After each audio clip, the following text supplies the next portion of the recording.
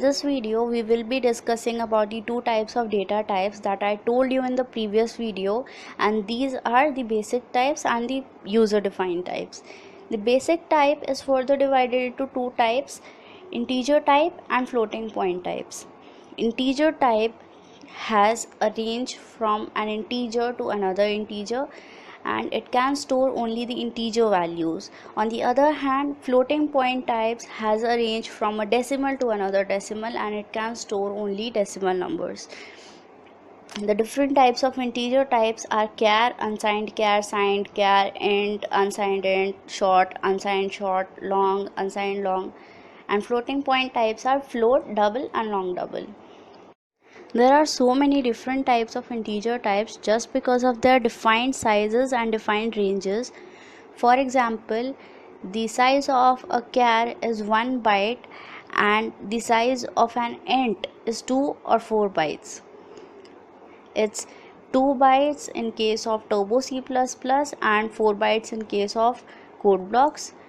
The range of a char is from -128 to 127 or from 0 to 255. You can use any one of them in both in Turbo C++ and in code blocks. You can just pause the video and have a look at the table, but no need to remember them because we will be using only int and char because they are the most commonly used data types. Floating point types are also of three types based on their size and precision. They are float, double, long double, and the major difference between them is the precision. Float has the least precision and long double has highest, but instead of having least precision, float is the most commonly used floating point data type because of its size. Since it has a very short size, it is very fast to store, fast to calculate, and fast to retrieve from the memory. And in programming, speed matters more than precision many a times, and that is why float is used. You can pause the video and have a look at the table. Now there are three types of user defined data types in C language, which are structure, union, and enumeration. Structure is a group of variables considered as a single data type. For example, here student is a data type just like int, char, and float, but it consists of a group of data types or a group of variables.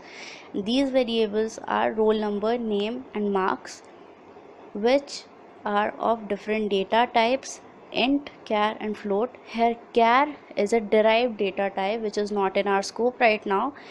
We will discuss it in some other video.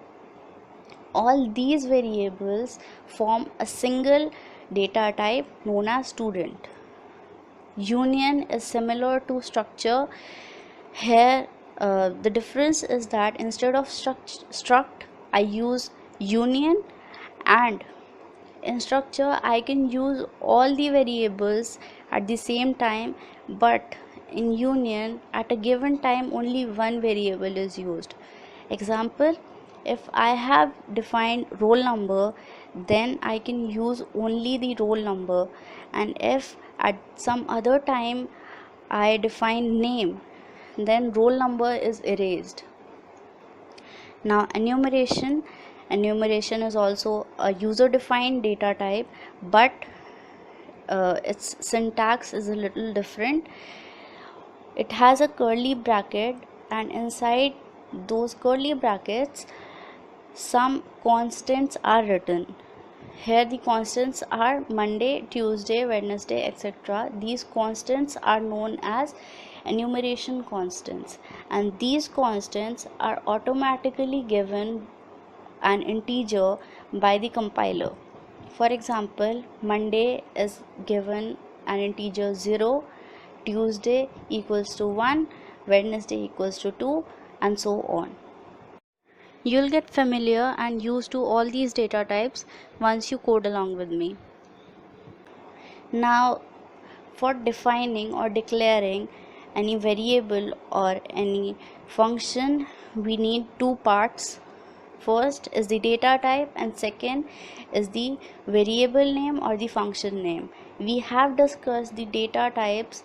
Now in the next video we will be discussing the variables and how to name those variables.